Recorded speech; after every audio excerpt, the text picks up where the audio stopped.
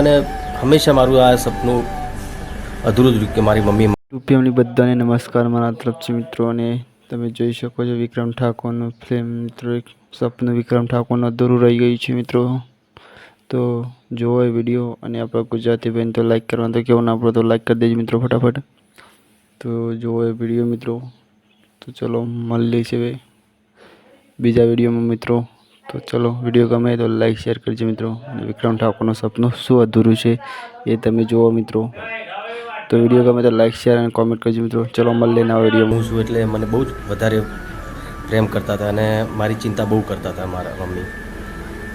ને એકચ્યુઅલી હું ગામડે નથી રહેતો અત્યારે, ગાંધીનગર સિટીમાં કુડાસણ રહું છું ફ્લેટમાં. ઘણી વખત હું મમ્મીને કહું પણ ખરો કે મમ્મી એકવાર તું આવતો ખરી મારા ત્યાં રહેવા માટે. તો મમ્મી કે ના, મને ગામડામાં રહેલું છે એટલે મને ત્યાં ફ્લેટમાં રહેતા નહીં ફાવે.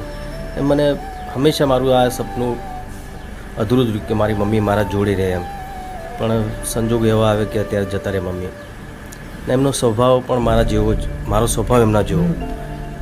એટલા કોઈ પણ ઘરે મહેમાન આવ્યું હોય ને, મને મળવા આવ્યું હોય અથવા તો ગમે તે મહેમાન આવ્યું અજાણ્યું હોય, તો એ પહેલાં બેસાડીને આવો ભાઈ બેન, ચા પાણી કરાવે, જો જમવાનો ટાઈમ હોય તો જમાડે, પછી પૂછે ક્યાંથી તમે આવ્યા છો, એમને કેમ આવ્યા છો.